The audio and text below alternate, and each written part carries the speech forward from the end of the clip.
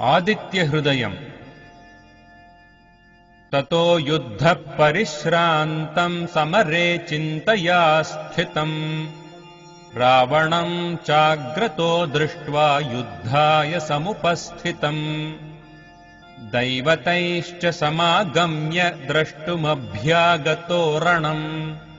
उपागम्याब्रवीद्रामम् अगस्त्यो भगवान् ऋषिः राम राम महाबाहो शृणु गुह्यम् सनातनम् येन सर्वा नरीन् वत्स समरे विजयिष्यसि आदित्यहृदयम् पुण्यम् सर्वशत्रुविनाशनम् जयावहम् जपेन्नित्यम् अक्षय्यम् परमम् शिवम् सर्वमङ्गलमाङ्गल्यम् सर्वपापप्रणाशनम् चिन्ताशोकप्रशमनम् आयुर्वर्धनमुत्तमम् रश्मिमन्तम् समुद्यन्तम् देवासुरनमस्कृतम् पूजयस्व विवस्वन्तम् भास्करम् भुवनेश्वरम् सर्वदेवात्मको ह्येषः तेजस्वी रश्मिभावनः एष देवासुरगणान् लोकान् पाति गभस्तिभिः एष ब्रह्मा च विष्णुश्च शिवस्कन्दः प्रजापतिः महेन्द्रो धनदः कालो यमः सोमो ह्यः पाम्पतिः पितरो वसवः साध्या ह्यश्विनौ मरुतो मनुः वायुर्वह्निः प्रजाप्राणा ऋतुकर्ता प्रभाकरः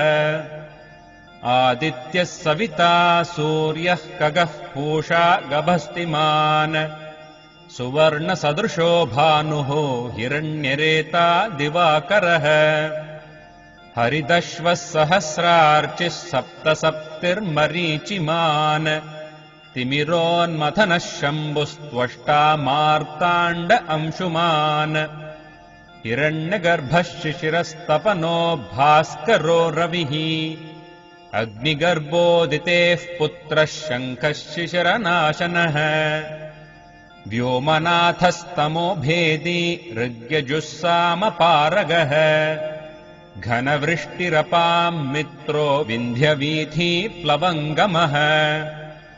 आतपी मण्डली मृत्युः पिङ्गळः सर्वतापनः कविर्विश्वो महातेजाः रक्तः सर्वभवोद्भवः नक्षत्रग्रहताराणाम् अधिपो विश्वभावनः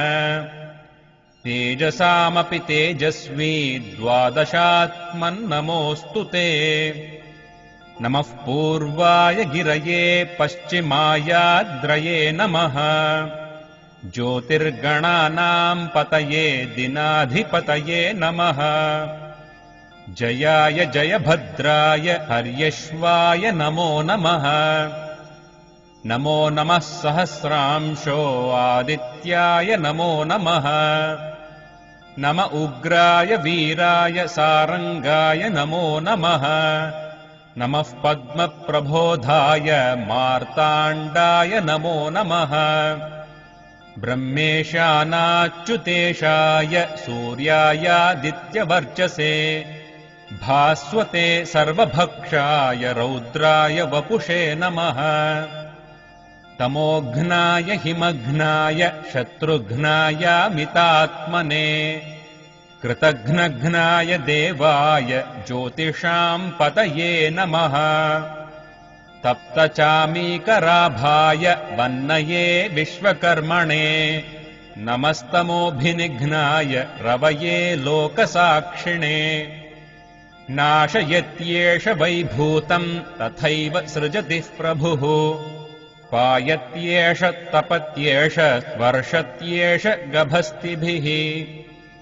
एष सुप्तेषु जागर्ति भूतेषु परिनिष्ठितः एष एवाग्निहोत्रम् च फलम् चैवाग्निहोत्रिणाम् वेदाश्च क्रतवश्चैव क्रतूनाम् फलमेव च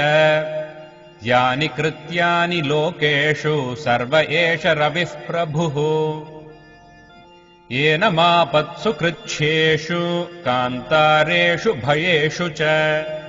कीर्तयन् पुरुषः कश्चिन्नावसीदति राघव पूजयस्वैनमेकाग्रो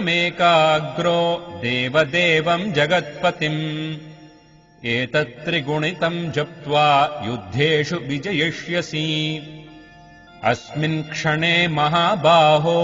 रावणम् त्वम् वधिष्यसि एवमुक्त्वा तदागस्त्यो जगाम च यथागतम् एतच्छ्रुत्वा महातेजा नष्टशोको भवत्तदा धारयामास सुप्रीतो राघवः प्रयतात्मवान् आदित्यम् प्रेक्ष्य जप्त्वा तु परम् हर्षमवाप्तवान् त्रिराचम्य शुचिर्भूत्वा धनुरादाय वीर्यवान् रावणम् प्रेक्ष्य हृष्टात्मा युद्धाय समुपागमत् सर्वयत्नेन महता वधे तस्य धृतोऽभवत् अथ रविरवदन्निरीक्ष्य रामम् मुदितमनाः परमम् प्रहृष्यमाणः निशिचरपतिसंक्षयम् विदित्वा सुरगणमध्यगतो वचस्त्वरेति।